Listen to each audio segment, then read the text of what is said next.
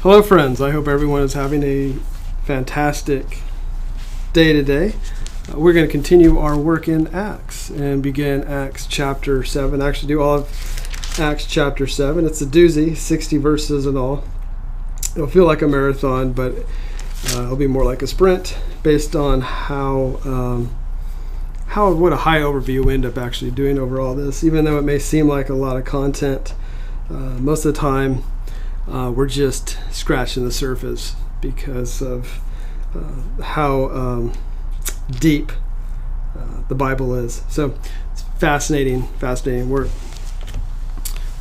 As we've gone through the first 6 chapters of Acts, we've witnessed the ongoing formation of the new community, with the addition of Stephen recently becoming one of the first deacons. So we're seeing service roles and a structure. Eventually we'll be seeing bishops and related offices being formed here in the early church.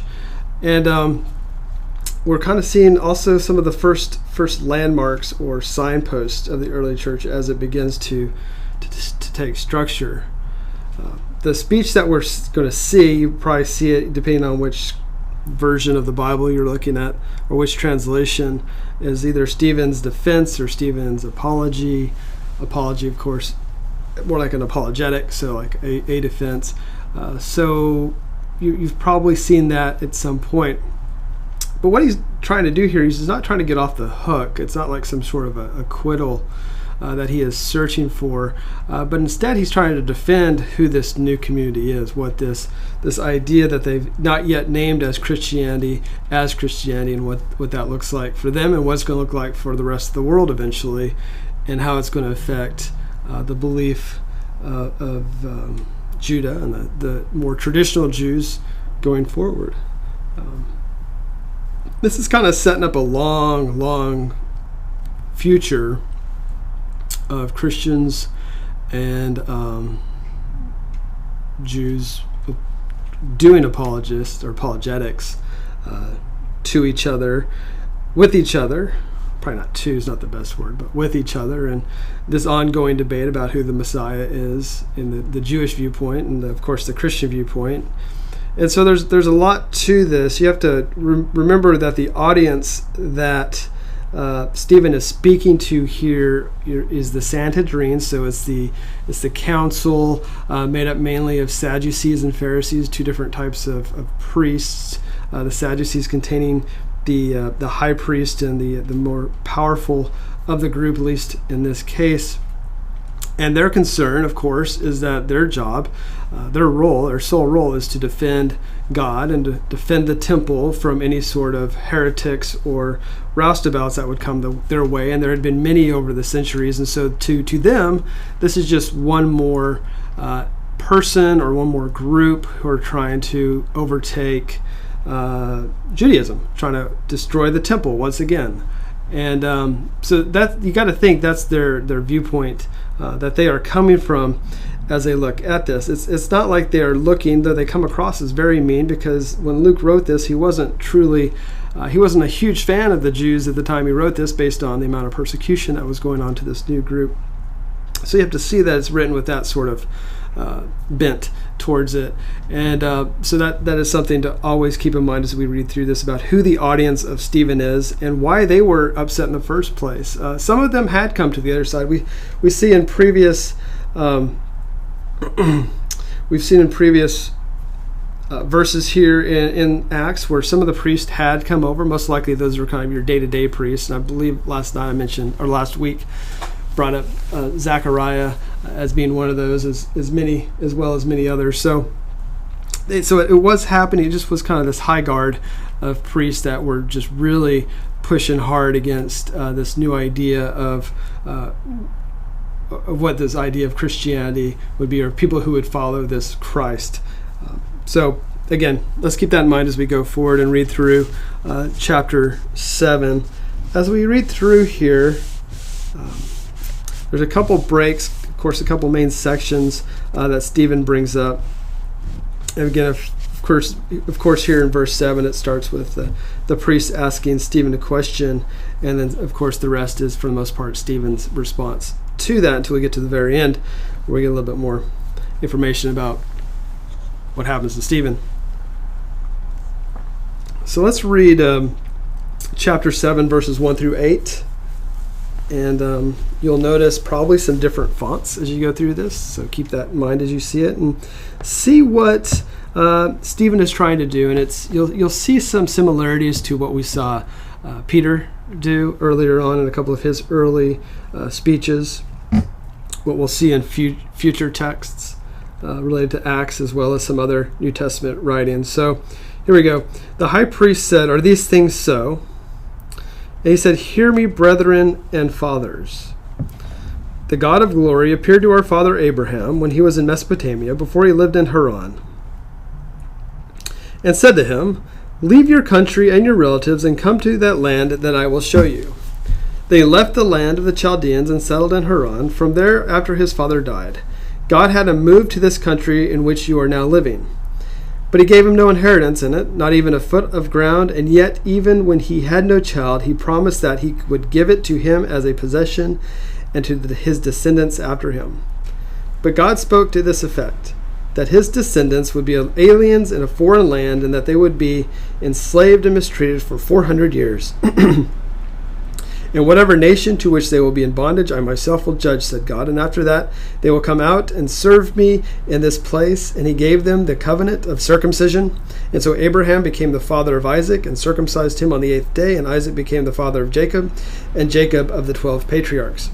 So as you can see there's a lot of detail, and I would highly recommend that you spend some additional time with everything that Stephen is referencing here, especially the starting of this new people, this new nation that is being formed here. Highly recommend that, because we won't be able to go through all the details of how this played out. If you spend any time in the Old Testament, you'll understand some of what he's talking about, but it'll probably take a little bit deeper depth going into there.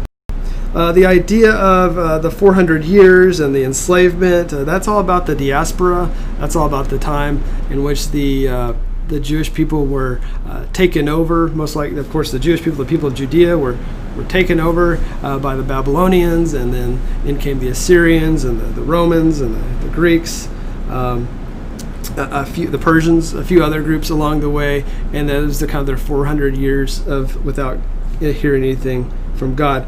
Again, I would recommend, if you went back to some of our other Bible studies, we did Daniel, and Daniel has a lot of details about how all that played out. So go check that out at some point. So as we go through here, some of the key points that we'll need to keep in mind is that the presence of God is not restricted to the temple. The presence of God is not restricted to a specific people group. It's not to a specific piece of land or a building. And that's something that Peter has talked about. The priests are starting to feel, and Stephen continues to speak about. And we bring this up because long before Abraham entered into a holy land or was standing in anywhere that was considered holy, he was called by God. Long before any of that happened. And so, again, the point being made that God will call his people wherever they are. There is not a specific holy place here on this earth that is, and so just again, but of course the priests thought the temple was the holy place. That was the connection between heaven and earth, and where everyone would come, and that was really the only holy place. Well, the whole idea of Acts up to this point has been that no, actually, it is outside the temple. The temple is no longer relevant in the way that it used to be. Another example is how the law was given to Moses as Moses wandered in the wilderness. It was up on Mount Sinai. They were wandering before the promised land was even accessed. So you have to think about that part of it as well, is that we got the law well before the promised land was actually given. So they kind of lived off of faith there and lived in that regard. The people of God should not be restricted to one location. Like for the Jewish people, they would think that would be Jerusalem. They could be anywhere in the world. The Jewish people at that time, especially the priests, They even thought, you remember when this all started, Pentecost was happening, you had a lot of the diaspora, the Hellenistic Greeks, return to Jerusalem, and they were looked down upon, it seems, based compared to those Jews who remained or were more rooted in Jerusalem. And you also have to remember that just a couple chapters back, actually this last week, we had the issues with the Hellenistic Jews, widows, and the Hebrew widows, and that effect too. So a lot of history between these two groups at this point. Another thing we have to think about as we read through this, and something that's going to happen here with Stephen, is that the Jewish people had refused most all of God's messengers along the way. You can think about going all the way back to Joseph, to Moses, most all of the prophets, Jesus most recently, and now Peter, John, and eventually what we see here with Stephen. It's a pattern. It's not a healthy pattern or a good pattern, but something that had been happening. Without getting too deep in the nuances of what he's trying to say here, there are some who believe that what was going on and how he was kind of going through this was possibly coming from the Ebionites. And the Ebionites were Judaizing Christians who for several centuries separated themselves from Catholic Christians. And they shared a similar view that Stephen has to the temple order and the sacrificial rituals. Of course, to the priest was not a good view. These people looked at Jesus as the Deuteronomic prophet, like Moses was. We'll see this again in verse 37. The major difference here is that we see, and why we're seeing it play out the way it is, and how you can have this comparison, is that the Ebionites Jews came after the destruction of the temple, which happened in 70 A.D. The speech that Stephen is giving right now is about 40 years before the temple is destroyed. Probably a little less than 40 years, but within that time period. So well before the Ebionites had formed their own opinion about all this, Stephen was coming up with this argument, this defense that he had. Another big difference in what we're seeing here is that the Ebionites were not ones to evangelize Gentiles, while Stephen, of course, and the other Hellenistic Jews were, and they were focused on working with Gentiles. Of course, that is what Paul does, as we'll see later on. And then, so Stephen and the Hellenists better appreciated the universal scope of the gospel, unlike the Ebionites, and unlike, of course, the priests. The priests, of course, thought it was just for the Jewish people. The Ebionites maybe expand that a little bit, but not at all at the level that Stephen and his fellow Christian peers were doing. Stephen is reminding the priest as we read through this, and possibly pointing to what is eventually written in Hebrews 13:13, to abandon traditional Judaism and to go forth from outside the confines of the temple. So I'd go check out Hebrews 13:13 to see that. And the idea here is that with what Christ has done and what the Messiah has come and what he has done has changed the world according to what the defense that Stephen is giving. And it was time for everyone to get on board. It wasn't just for these kind of outlier fringe groups. It was for everyone to get on board, especially the priests. A little bit more here. Stephen, of course, as we know, is one of the first deacons to serve in the Jerusalem community and was full of the Spirit. Now, obviously, the Spirit had come to him even more as he's doing this. And it seems just a little bit more background on him is that since he was a Hellenistic Jew, he probably spent most of his time in Hellenistic synagogues. So more of the Greek-speaking synagogues. Of course, they had the same or similar Jewish traditions and the sacrifices and rituals and everything. But at the same time, and coming to this point where he is and how he even got here, you can imagine there are a lot of strong debates with those who lived in Jerusalem and those who were coming from the outside, and what Stephen was trying to bring up at this point. It seems here that these strong debates led him to the same council that we saw if we went back to chapter 5. So we're looking at here in the high priest's questions Stephen about what he has been teaching in the synagogues, which leads Stephen, of course, into a speech, or I would like to look at it, it's kind of more of a story or a historical overview or a historical monologue of what had happened in the past. And, sorry, technical difficulty. And, whoops, lost my point of view. Edit that piece out. And the priests, of course, well, the people who brought him here were probably a mixture of Hellenistic priests, and they'd probably they'd brought them before the council, like I said, that we saw back in chapter 5. And what is happening here, Stephen is being accused about speaking against the temple and the law, the Mosaic law. And so when you start speaking against the temple and the Mosaic law, you're naturally then begin talking about God, or speaking against God, Yahweh.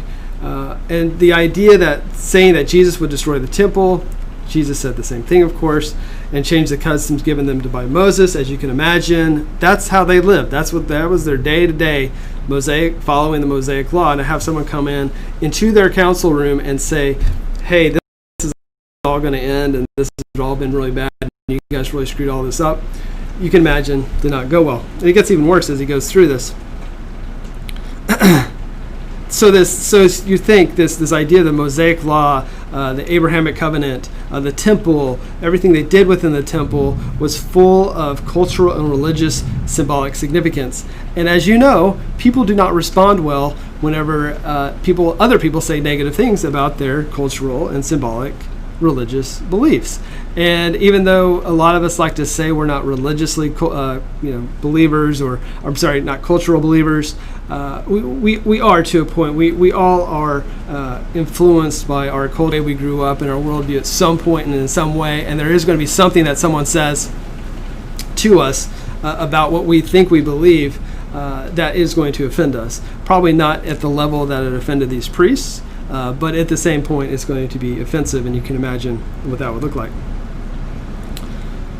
Stephen's next, what we see through these first several verses, is not what we see with Peter regarding the resurrection and the work of Jesus here on earth and how they killed the Messiah. Stephen goes back way to the very beginning, when their religion had started, and he is showing them the path that the religion took and how they should see the path from the very beginning, to see that they have been in kind of a ongoing rhythm that has led them into a lot of deep dark paths and places where them as a people would not go or should not have gone. It leads them into many bad areas, and they have make a lot of mistakes, and they're heading into that direction again, if not already in it. And the idea that Stephen is trying to give here, if they follow the path as God had intended them to do, they would see where they were in history and the significance of this moment if they choose to do so. Otherwise, they're going to try to stone Stephen, which, they do, right? I think you've all read that before. They seem, of course, not to choose the option of, oh my gosh, the Messiah has come. Oh my gosh, everything that the prophets had said has come to fruition. But they don't see it, and it's just amazing how that is. And like we see in Daniel 9 and Nehemiah 9 and Psalm 105 and 106, they're getting the full story. Stephen is continuing the traditions of the path, but it seems the priests do not see this. Stephen is all kinds of internet issues today. Sorry. And what we see happening, of course, there. So let's look a little bit at verse 2. We're going to kind of jump back and forth here, and I've kind of gone over everything, and now we're going to come back and kind of bring up some of this here and there as we go forward. But he starts with the God of glory as we look at this, and he has done this before. We've heard this before. And then he moves the earthly patriarchs of their faith, and then all the people that they would be familiar with. The only other time we see God of glory is in Psalm 29:3.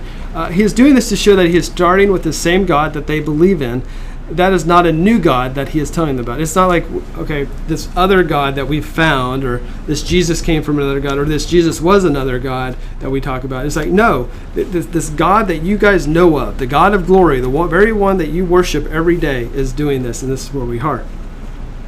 Regarding Abraham, is where it all begins with their religion. So that's in Mesopotamia, far from where the promised land would be.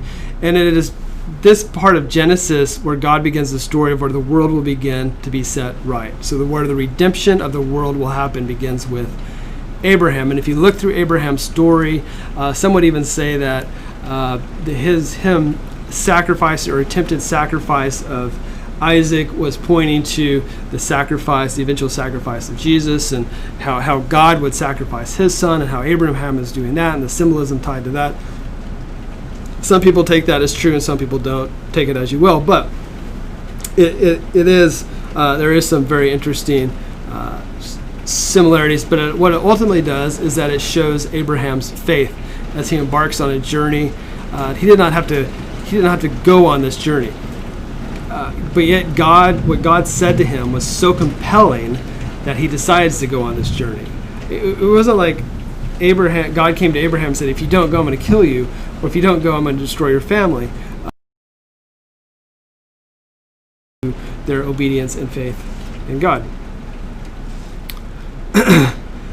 Calling out Abraham and beginning this new nation is how God is going to eventually, like I said, redeem all creation. So Abraham is called, or Abram at the time, is called out from the Chaldeans, also known as Mesopotamia, and settled in Haran, which is in the upper Euphrates Valley. And it's an intersection of very important caravan trade routes during that time period. And it was one of probably the most, more flourishing areas in about the second millennium BC, so about 2000 BC.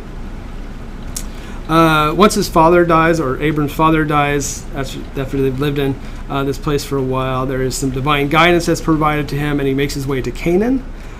But he never entered or possessed any land. He just lived in the trust on the promise of God for his future ancestors, and so that's a very good view of faith.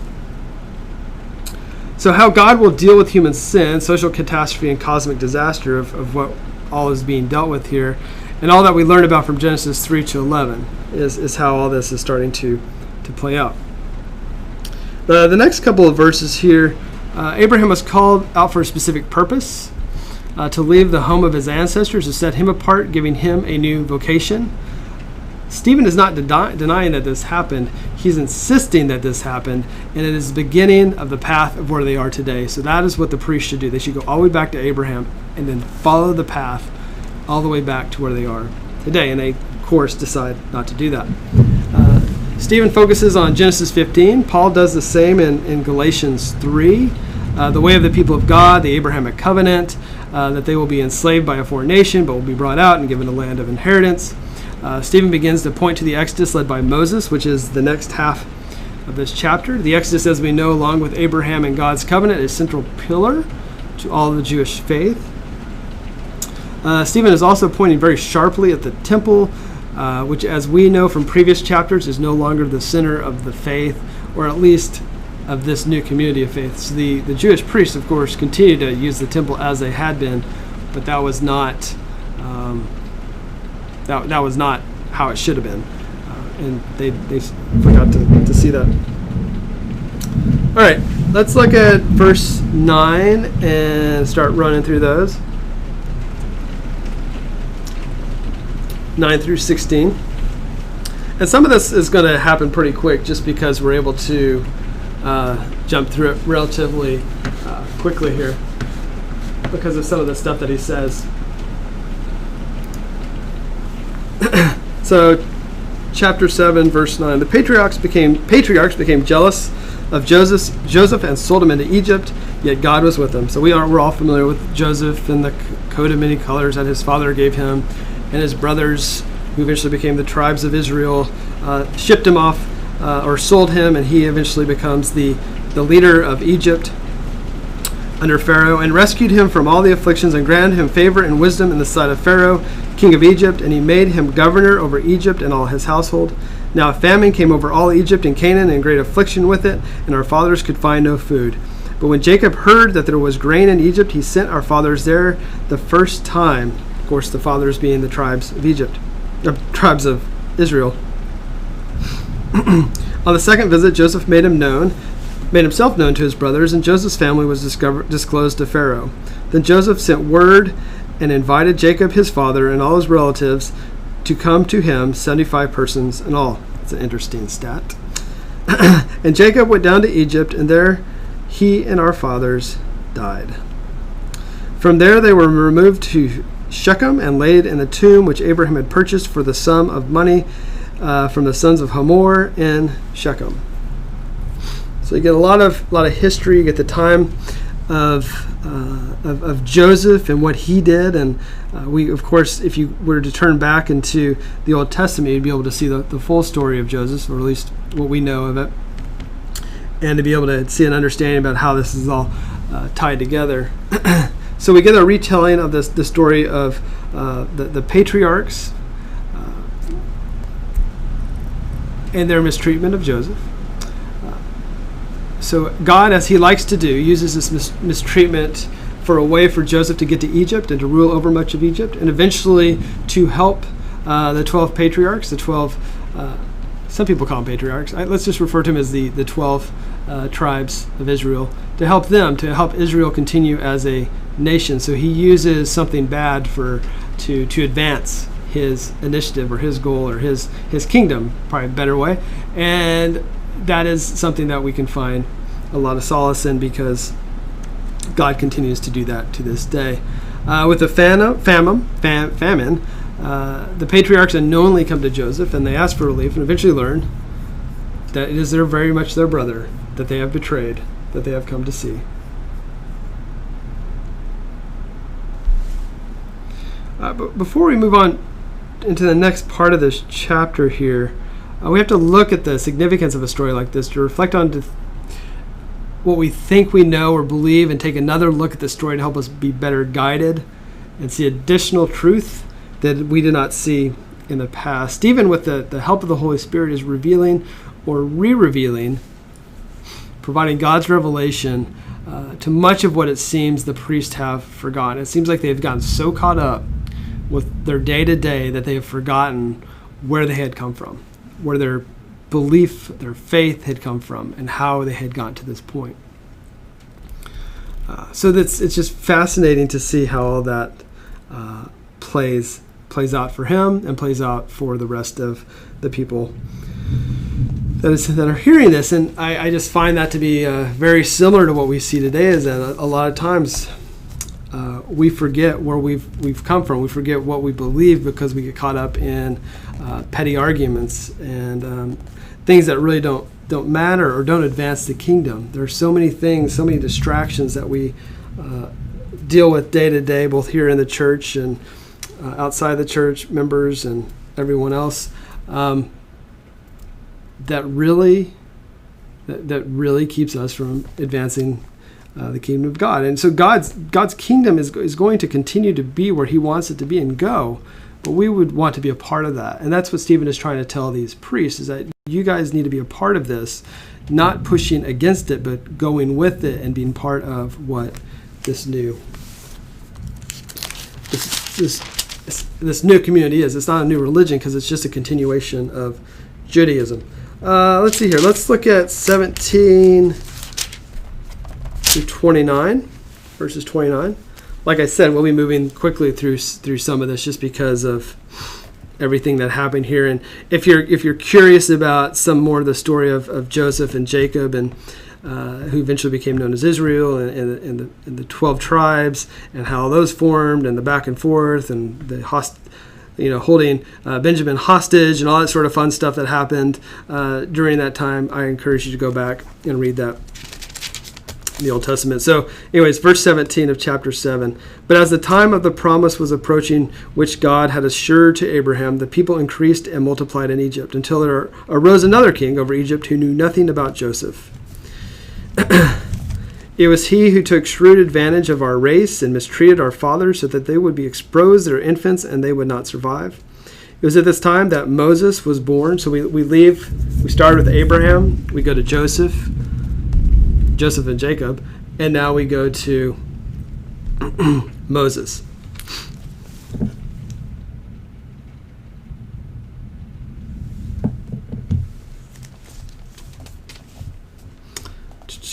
Verse 19, it was he who took shrewd advantage of our race and mistreated our fathers, so that they would expose their infants and that they would not survive. It was at this time that Moses was born, and he was lovely in the sight of God, and he was nurtured 3 months in his father's home. And after he had been set outside, Pharaoh's daughter took him away and nurtured him as her own son. Moses was educated in all the learning of the Egyptians, and he was a man of power in words and deeds. So what are we seeing here like we saw with Joseph? We saw that man had tried to do something bad, and God was using it for good to further his kingdom here. Verse 23, but when he was approaching this age of 40, it entered his mind to visit his brethren, the sons of Israel. And when he saw one of them being treated unjustly, he defended him and took vengeance for the oppressed by the striking down the Egyptian. And he supposed that his brethren understood that God was granting them deliverance through him, but they did not understand. On the following day, he appeared to them as they were fighting together, and he tried to reconcile them in peace, saying, men, you are brethren, why do you injure one another? But the one who was injuring his neighbor pushed him away, saying, who made you a ruler and judge over us? You do not mean to kill me as you killed the Egyptian yesterday, do you? At this remark, Moses fled and became an alien in the land of Midian, where he became the father of 2 sons. Again, a good, quick overview of the beginnings of the life of Moses. It will continue with Moses here in a second, but now we get kind of the early, let's just say the first 40 years of Moses' life. Then we'll get another 40 years and another 40 years, and it all works out the way it does. And so as we see here, we see the growth. So obviously the people who are known as Israel now has grown in Egypt and has really started to be a dominating population, which has made the Pharaoh, of course, very nervous. The same Pharaoh the Pharaoh did not know who Joseph was. He did not know the history of this people. And if he did not trust them or like them that much. And so he, of course, wanted to remove them from the world and to use them as slaves to help further his own building and desires. And, of course, the larger the Egyptian people, the Jewish people became, the more oppression that came upon them. So Moses here emerges as a new leader who goes on as one exile until called back by God. So he goes to Midian on his own exile to kind of learn who he is. Spends about, if I remember right, 40 years in exile before he returns back to Israel, back to Egypt. So that kind of be just a very interesting time where the people were already in pretty bad shape before he left. And I think it seemed like it just got more and more harder on them and more oppressive as they continued to live underneath Egyptian oppression. But I guess it took 40 years for Moses to be able to do this. 40 is used several times throughout the Bible. I would recommend that you look into why that is, because there is just a little bit of significance tied to this. We see through this story the pillars of a nation being established, where histories are being written and stories will be told for the rest of the time of this nation. So what is being created here through the time of Abraham to Joseph into the time of Moses are the traditions and the religions and the way to live as a Jewish person.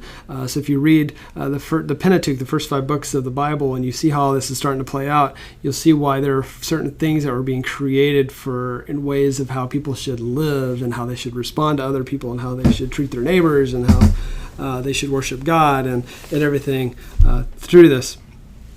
We could compare this growth or this building where major events happen, kind of like for us, we had the founding of our country, the establishment of the Constitution, where we were freed from an oppressive regime, which at that time was Britain.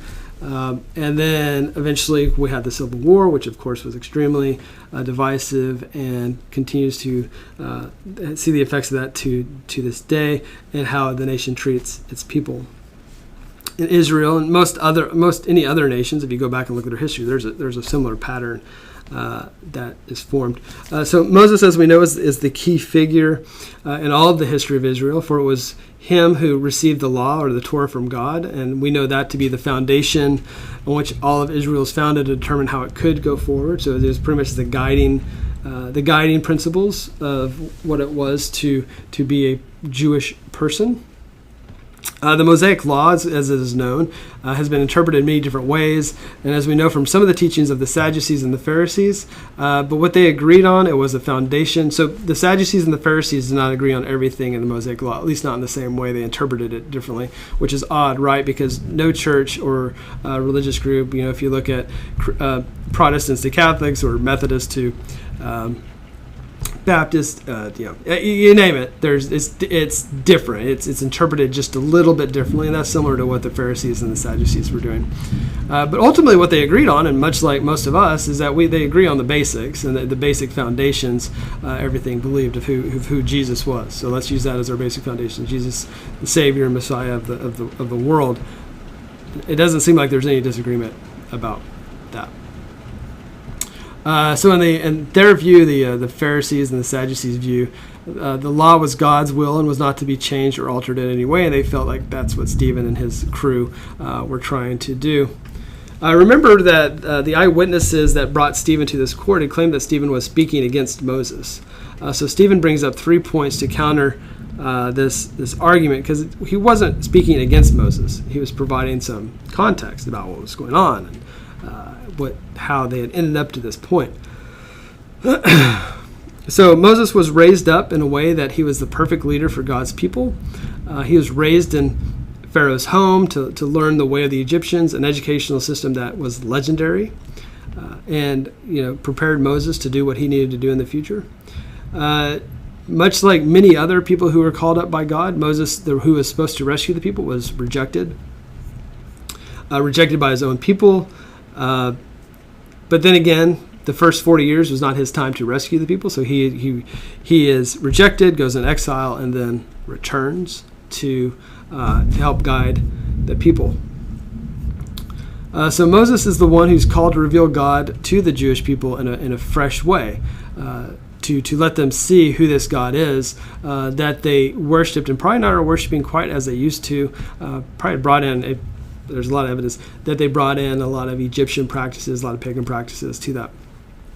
I think his point to that was that God, the God they know, is the same God he is talking about. That's what Stephen, again, is trying to say to these priests. We're talking about the same God here. The God they came to know through Jesus is not different God that came to be known for their ancestors.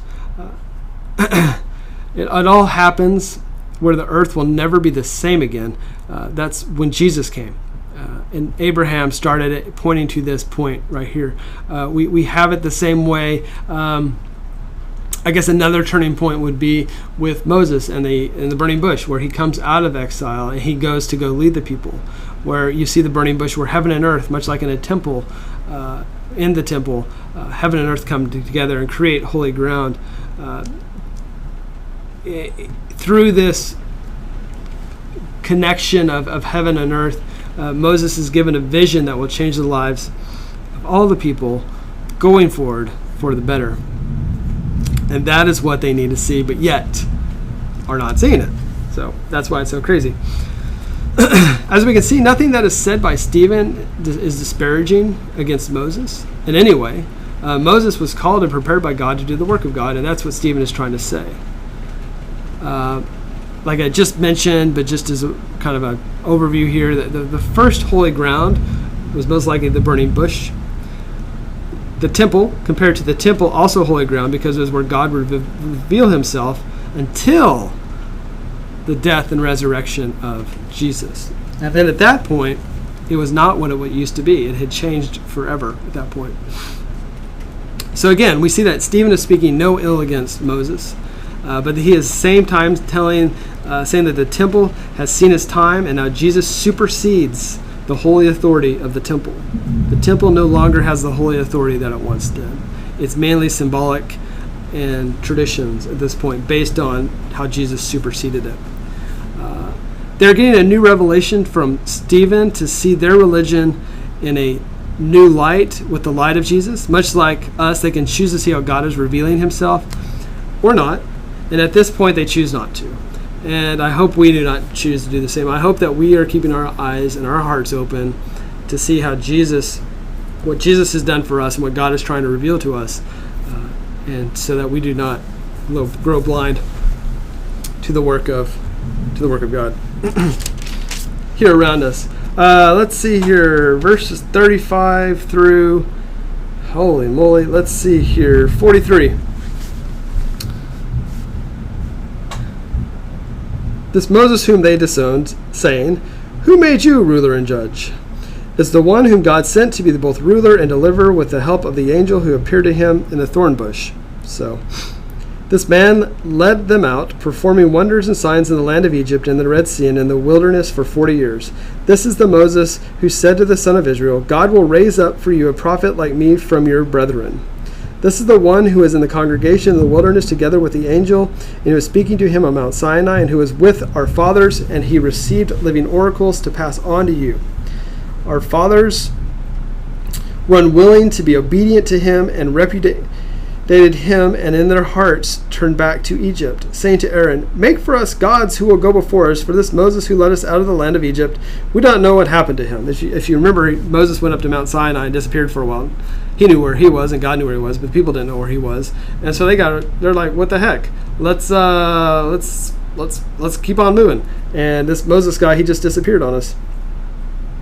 At that time they made a calf and brought a sacrifice to the idol, and were rejoicing in the works of their hands. But God turned away and delivered them up to serve the host of heaven, as it is written in the book of prophets. It was not to me that you offered victims and sacrifices 40 years in the wilderness. Was it, O house of Israel? You also took along the tabernacle of Moloch and the star of the god Rampha, the images which you made to worship. I also will remove you beyond Babylon. It's getting better every minute. So the story of Moses continues. The story of the wandering in the wilderness continues, and it will continue as we go into the next section here. But we see a lot of just highlights that I imagine that you're probably pretty familiar with the making of the golden calf, and Moses going up to Mount Sinai and getting the law, and the wandering in the wilderness, and then continuing to turn when God tells them not to. The people continue to turn to the nations that they were to defeat, and so that continues to happen through this. So here we go. As we look at here, they turn to things made from hand, which today is something we enjoy. As in it, for us today, it's like took an authentic work of art or a creative piece. During the time of Moses, it was a bad thing to have something made from hand. At least in this context, everything was made by hand back then. But the issue is that they worshipped it. They worshipped it. They made it with their own hands, and they worshipped it, which is why this is a problem. If they would make it with their own hands, like a cup, or even if they would have made the calf and not worshipped it. I mean, we all have little figurines around our house, and they probably did too at some level of capacity that we're not familiar with. But it's different. So they had turned they've disobeyed God. They've put their faith in things made from the hands of men. Follow along with this, because this is what's leading to why the temple is not important anymore either. So they had this primal sin of idolatry through this worshiping, as if this golden calf and these other things that they were worshiping was a god. They had been warned not to do this by the prophets and other biblical writers. The prophet, again, pointing to the future, to how Jerusalem, or the people of Jerusalem, continue to, as you hear some of the prophets say, whore after pagan gods. They create them and worship him, and that is not good. Verse 41. Stephen is declaring that all of Israel has drunken the wickedness of the two cows. The one that Aaron made, so he's referencing two things. He's referencing the one that's made by Aaron in Exodus 32. The calves that Jeroboam made for the northern tribes as an alternative shrine to Jerusalem in 1 Kings 12. You remember that was about the time period that Israel and Judea had split, and Jerusalem had the big temple in it, and Israel did not, and so they would try other things, and that did not work for them, and of course they were wiped out well before the people of Judea were wiped out. So he brings this up because the pattern has been created. There's this pattern of worshiping idols. And no matter how devout the people of Israel seemed, the possibility of idolatry was not too far away. And again, the same can be said for our own temptations and tendencies today to disobey God in the way we do. For many of us, a very, if not most all of us, a very regular basis. And so this pattern, again, is pointing to how the priests are responding to what Stephen is saying here. In the next couple verses, 42 and 43, we get a quote from Amos, chapter 5, and that even during the years in the wilderness, when God had set up the sacrificial system, they knew what they were supposed to do. They'd been provided the directions of how to sacrifice to God, how to live holy lives, how to be separate people from the rest of the world, which is what they were to be, is separated, which is why they had all these rules, laws, sacrificial system that were given to them. The people continue to worship pagan gods. The hosts of heaven they would do. And the astral deities that are mentioned there in verse 43. Is that right? Yep. Moloch and Rephaim. They were, when the people of Israel saw it as a good time with God, was actually rebellion, idolatry instead of true worship. That is something that is happening here that he is pointing out to them, is that instead of them fully and truly worshiping one and only God, they were worshiping God, but they were throwing in these other idols as well, these other gods, these other gods that they hoped would help them along the way. That they hoped, because they did not think God was sufficient, and so they would do that. And it's the same for us, is that many times we rely on other things, and that's why we have to be careful, is that we rely on God and knowing God will provide, and the obedience that we have in God. And let's see here. And just like they had rejected God with rebellion, this generation has chosen to rebel against God by rejecting their deliverer. So this group, these priests, have rejected God once again. They rebelled against God by rejecting who Jesus was. It's not Stephen who is a heretic, but to be honest, it's the priests who are the heretics. He is not blaspheming the true God and the temple. They are. The ruling class, they are following the same pattern as all the other people before them, and they cannot see that they are doing that. And so, though they are calling Stephen a heretic, it is not he who is, it is they who are. All right, 44 through 53. It gets pretty heated if you didn't think it was already, as we go through this next section here before Stephen meets his final call. Verse 44, chapter 7. Our fathers had the tabernacle of testimony in the wilderness, just as he spoke to Moses, directed him to make it according to the pattern which he had seen. And having received it in their turn, our fathers brought it in with Joshua upon dispossessing the nations whom God drove out before our fathers until the time of David. Now we're to David. So we started with Abraham, we went to Joseph, went to Moses, went to Aaron for a little bit. He doesn't really count. And now we're with David. David found favor in God's sight and asked that he might find a dwelling place for the God of Jacob. Why is David significant? So the lineage of Jesus is being formed at this point. However, the Most High does not dwell in houses made by human hands. Oh, I believe David was told that. As the prophet says, heaven is my throne and earth is the footstool of my feet. What kind of house will you build for me, says the Lord? Or what place is there for my repose? Was it not my hand which made all these things? Oh, and then this is where it gets crazy. This is where it gets ugly. If you thought it was, like I said, if you thought it was hot before this. You men who are stiff-necked and uncircumcised in the heart and ears are always resisting the Holy Spirit. You are doing just as your fathers did. Which one of the prophets did your fathers not persecute? They killed those who had previously announced the coming of the righteous one. That's Jesus, or the Messiah, whose betrayers and murderers you have now become. You have received the law as ordained by angels and yet did not keep it. It's kind of the final blow at that point, because they very quickly began gnashing or grinding their teeth, as we know in the next few verses. So before we get there, we know that David had planned the temple and Solomon had eventually built it. We need to pay close attention to this. If you'd reference Isaiah 66, 1 and 2, the prophet declared, which is in line with what Solomon said in his prayer of dedication in 1 Kings 8:27, that it is God who makes all things. Humans cannot create a handmade building that contains God. to think that is blasphemous, right? So the temple was allowed to be built as you could call it a symbol or a place to meet, much like a church is today. But to think that it could contain the God of the universe was just wrong, and to be honest, was blasphemous. It's just not possible.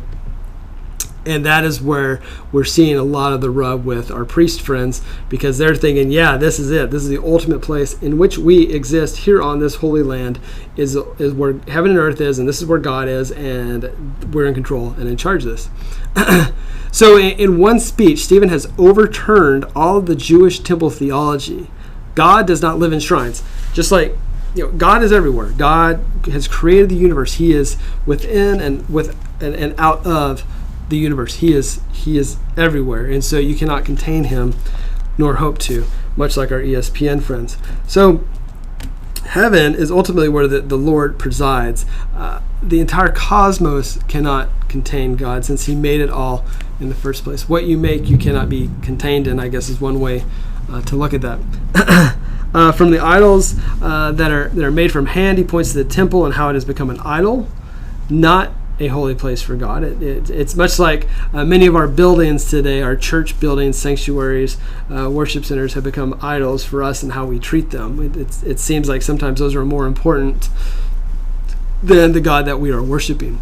And that is something we always have to keep in mind, and something the friends in the temple were doing. So they have to put the temple ahead of God, and at the same time, of course, not reject Jesus, which they already did. They're out of line. To be honest, if you really looked at the history of the Jewish faith, starting with Abraham, they are out of line with their own teaching and tradition. They are the children of Abraham, but are not obeying the teachings of Abraham. They are the ancestors of Moses, but are not keeping the law that was given by Moses. Instead, they are killing prophets.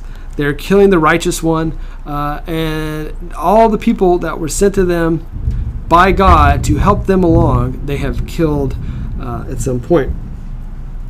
Like I said, verse 51, it gets a little heated. Stephen quickly here leaves the historical context or the overview that he's been talking to and starts going after the more current situation in which they are in at this point. That does not ultimately bode well for him. But based on how this all started, I think this is where he expected it to all go when it was all said and done. So think about this. Verse 52, God wanted to be with his people in an incarnation through the being of Jesus to rescue his people. But the Jewish leaders followed the path of their ancestors, the same patterns as their ancestors, and would rather live in their handmade systems and buildings instead of understanding that the Messiah had come. When Stephen reveals from what we know from the prophets and Moses, the people who were supposed to be the people of salvation continue to rebel against God. And these were the priests. The priest, if you go back and read a lot of the Old Testament, the priests and the other leaders of the Jewish church, not the Jewish church, of the Jewish faith, weren't always on the right track. Many times, I'd say, I don't know if I want to go, many of the stories in the Old Testament is where the priests are wrong or misleading the people. Even the kings and even some of the judges are doing the same thing. We should consider the same thing regarding our own traditions and religions. We were creating our own idols and putting God to the side. It's very similar to what the people of the priests were doing during this time. All right, wrap this bad boy up. Chapter 7, verse 54 through 60, where we will see the end of Stephen. He has just crossed the line. He has gone too far, and it is time for him. So what had turned into a trial or a meeting in front of the council has now turned into a lynch mob. Verse 54. Now when they heard this, they were cut to the quick, and they began gnashing their teeth at him. Others say grinding. I think that's fabulous. Grinding. You can imagine. They're really upset. Where is that? Yeah, ground their teeth at him. So these things became furious and ground their teeth at him. Oh, ground to the quick. And anyways, but being full of the Holy Spirit, he gazed intently into heaven and saw the glory of God and Jesus standing at the right hand of God. And he said, "Behold, I see the heavens opened up and the Son of Man standing at the right hand of God." But they cried out with a loud voice and covered their ears and rushed at him with one impulse. What's this one say? I forgot what this one said. Oh, they rushed at him with one intent. Oh, I like that. But they covered their ears, shouting out with a loud voice, as in this large, now a single being, and rushed at him with intent. Let's just finish with this. When they had driven him out of the city, they began to stone him, and the witnesses laid their cloaks at the feet of a young man named Saul. They continued to stone Stephen while he prayed, "Lord Jesus, receive my spirit." Then he fell to his knees and cried out with a loud voice, "Lord, do not hold this sin against them." Have we heard this before? Yes. And when he had said this, he died, and Saul agreed completely with killing him. So Saul, if you remember, is a Pharisee. Pharisees of all Pharisees, the Hebrew of Hebrews, is there. Eventually Paul. We will really start getting to learn a whole lot about him here in pretty quick near future here. So pretty interesting to see how this plays out. So it's pretty dark. We're getting pretty dark in the early church. Stephen, there probably were others who were stoned for this, but we know specifically Stephen, this happening to Stephen. He becomes a martyr, someone who gives evidence. He has given the truth of who God is, and he has realized that it is worth more than his own life. So that is a martyr for you, and that is what Stephen has become. The statement that Stephen states makes the leaders very angry. It is so offensive what Stephen has said to them. It seems as if he has a vision, which he does here in a second, but like I said, it is turned into a lynch mob. Which is something, to be honest, the Jewish priests had no right to kill anyone. That was, as my understanding, Stephen being a Roman citizen, is only the Romans who could sentence someone to death. Again, go back to Jesus and what happened there. And in other cases as well, what we eventually learn with Paul, he goes all the way to Caesar because he's a Roman citizen. So really had no rights to do that. And the vision that he has here, based on the context and some of the text here, is not a literal door opening to heaven, but instead he can see clearly what God is trying to teach. Maybe you could see it as the coming together of heaven and earth, kind of like what was in the temple, the new redemption that happens with the resurrection of Jesus, the new beginning. So you can also look at it as kind of what we see in kind of give you a few more perspectives. 2 Kings chapter 6 verse 17, when Elisha sees the horse and chariots of fire surrounding him, his eyes are opened to another dimension that is around him that we do not normally see, which I believe that happens a lot in the spiritual realm. We can go even further into Daniel 7 when the Ancient of Days stands before Daniel. The court of God is superseding the court of the priests, is what we see here. So we are in has he been run out of town yet? No, he hasn't been ran out of town yet. So what we're seeing here is that the court of God has superseded the court of the Sanhedrin. These guys who are supposed to be the Jewish leaders and the Jewish priests are being superseded. They may be able to condemn Stephen to a physical death, but the heavenly court, of course, what we do is they find favor in Stephen. The temple was supposed to be the place where heaven and earth join, but we're seeing here that those who are followers of Jesus, that is where heaven and earth comes together, which I believe is part of this, the redemption of earth that, like I said, started with the resurrection. We are seeing here also a dimension that many of us will not see, the ability to see heaven and earth at the same time. At least at this point in our current life, not able to see. Maybe once we pass on, there will be that ability to exist in that, or I'm not sure how that's going to work out. But it's interesting to think about what he is able to see here. This is not the first time that a Jew is a martyr. He's still a Jew at the end of the day. Throughout Jewish history, there's been evidence of martyrdom where the Jewish people were asked to renounce their faith. Just like that's for the most part what is happening here. Stephen is being asked to renounce his faith in the Messiah, and he can't do that. And one example is just because I'm dying, I know you're dying to know some history for for your next dinner party.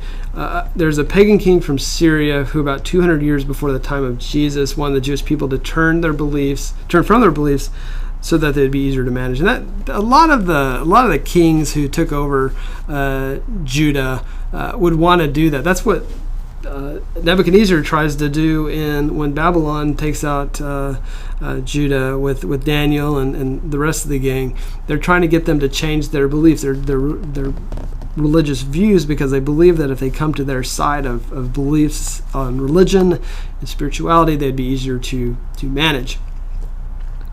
If you were to ever have the desire to turn to 2 Maccabees 7, you'd see a good example of this. As they are stoning Stephen, of course, he prays to God to not hold this against him, much like we see with what Jesus does, and then eventually he fell asleep. So you can imagine, sometimes when we think of stoning, we think of just maybe rocks that you can throw, like a baseball size. Most likely, based on some of the stuff I've seen, they were huge. I mean, two-handed, lobbing them hard or dropping them from above. It wasn't just throwing rocks and pebbles at somebody. It was large stuff. So very, very dark time. But from dark, light comes, and we'll learn that as we continue to proceed through the next couple sections of Acts, where we'll see the light coming out of the darkness. So though Saul will persecute in the church in chapter 8, we'll see that eventually he does come to know who Jesus is. So next week we will begin chapter 8. We'll do all of chapter 8, maybe even jump into the conversion of Saul in chapter 9, depending on how much time we have.